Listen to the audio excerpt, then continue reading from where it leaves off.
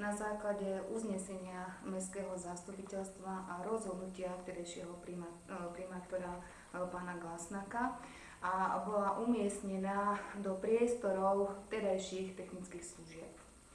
Následne po transformácii technických služieb bola opätovne premiestnená do ďalšieho objektu budovy, ktorá bola vo vlastníctve pána Kondeka.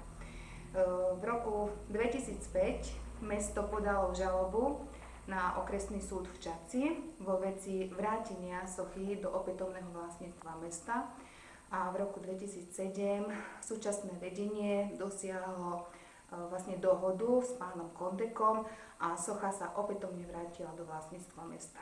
Mesto plánuje sochu Petra Jilemnického opäť vrátiť na námestie v Čadci. Je pripravený projekt rekonštrukcie Matičného námestia, kde mesto zadalo podmienku, aby umiestnenie sochy Petra Jilemnického a ďalšej druhej, ktorá bola vytvorená v rámci Medzinárodného sochárskeho sympózia, bola zakomponovaná do projektovej dokumentácie. Čiže Peter Jilemnický bude súčasťou zrekonštruovaného Matičného námestia. Je to už odsúhlasené, je to betón? Je tu problém v tom, že v súčasnosti je tento projekt v štádiu územného konania. Ale nakoľko niektorí vlastníci priľahlých pozemkov vyjadrili určité pochybnosti alebo námietky voči aktuálne platnému územnému plánu centrálnej mestskej zóny, mesto toto vlastne územné rozhodnutie o umiestnení stavby zasiela na krajský stavebný úrad, aby vo veci rozhodol. Čiže to nie je kvôli osobe Petra Jilemnického? Do týchto podrobností by som nešla. Je tam problém vlastníkov priľahlých pozemkov, ktorí majú námietky voči tomu aktuálnemu vlastne stavu územného plánu centrálnej mestskej zóny. Keby náhodou teda to nevyšlo, tak čo potom s tou sochou?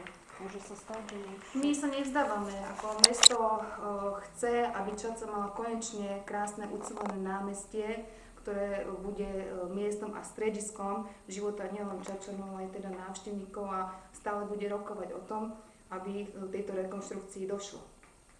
A čo sa týka tej sochy, teda nehrozí niečo také, že by skončila v zberných surovinách? Určite nie, to mesto nedovolí. Socha Petra Jilemnického bude umiestnená na námestí v meste našom, na námestí Matičnom. Bola samozrejme veľmi zložitá cesta tejto sochy. Ja som veľmi rád, že ju mesto má naspäť a budeme ju umiestňovať tam, kam patrí. Pani hovorkyňa ale hovorila, že zatiaľ sú tam nejaké problémy, nie čo sa týka osoby Petra Jilemnického. Námestie je v podstate v štádiu územného konania. Máme tam niekoľko problémov so susediacimi pozemkami, vlastníkmi susediacich pozemkov, ktorí nechcú, aby tá socha Petra Jilemnického tam bola, respektíve aby to námestie vyzeralo tak, ako ho Mestské zastupiteľstvo v územnom pláne prijalo. Na betón neskončí v zberných surovinách? Prečo by malo skončiť v zberných surovinách? Určite skončí na námestí.